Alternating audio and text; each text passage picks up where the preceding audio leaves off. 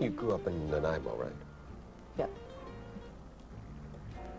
Two of the biggest contributions that have been to jazz in Canada over the last 5 years have come out of Nanaimo. There's Ingrid Jensen. Yes. Same band teacher. We both the same band teacher, went through the same program. So it's the same high school? Same high school. Brian Stoll was a teacher. Because it's unusual. I mean, Nanaimo's a great town, city. I mean, it's 72,000 people, but you don't think of it as being like a center that develops this kind of talent.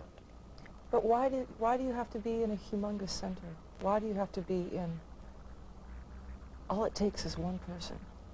I agree.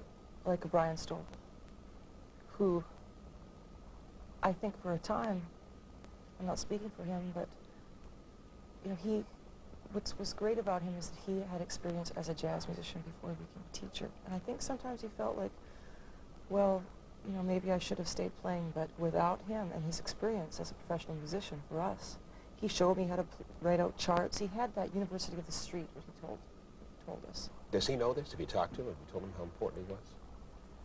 Yes, but I think this is a good platform for me to also let him know I think about him. But I just saw him. He was at my concert in Victoria. I asked, Brian, are you here? Maybe you found somebody new. Or is my baby still my baby too?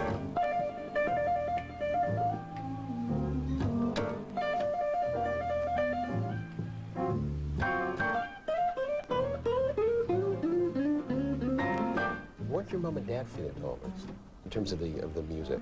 You talked about your music teacher at school, but there must have been, the right stuff must have been going on at home too. Well, Brian basically expanded upon my father's collection at home, what I had at home, and then I had an incredible history at home. My dad collects 78 records, cylinders, so I had a pretty, you know, good education as far as, my dad and I were walking down the street in Vancouver, and we were singing some tune from his cylinder, and I was like, I'm not supposed to know this, Dad.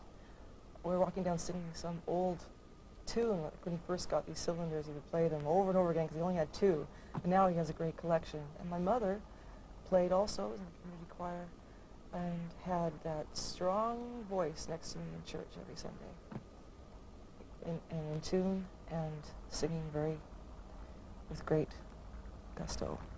So I had it from both sides. The music was very important in the family all around. On Sundays, we would go to my grandmother's. She sang. And still, we have parties at my parents' house. You know, great Christmas parties. Everybody sings, plays the piano. Dinner parties. It was always like that. I sort of took it for granted. I thought that a lot of people's grandparents were into old pop music, which I thought was, you know, like Fats Waller. I thought that was just, well, they're older. That's what they listen to. Until I found out maybe this was a little different. Night, and kiss me. Just hold me tight and you tell me you miss me while I'm alone and blue as can be. Dream a little dream of me. I guess one of the nicest things that's happened recently was a Canadian astronaut, Bob Thirsk, right? I read in the paper that he was taking, amongst other CDs, was including my CD, in the space shuttle with him last week. I used to build rockets with my friend Bill, and he's a pathologist and helped me with these rocket building. I wanted to be How long ago was an this? astronaut. A year ago. No, it was, I was in 8th grade. When I read this in the paper, I phoned up my friend Bill and said, Bill, I'm finally getting to go in the rocket.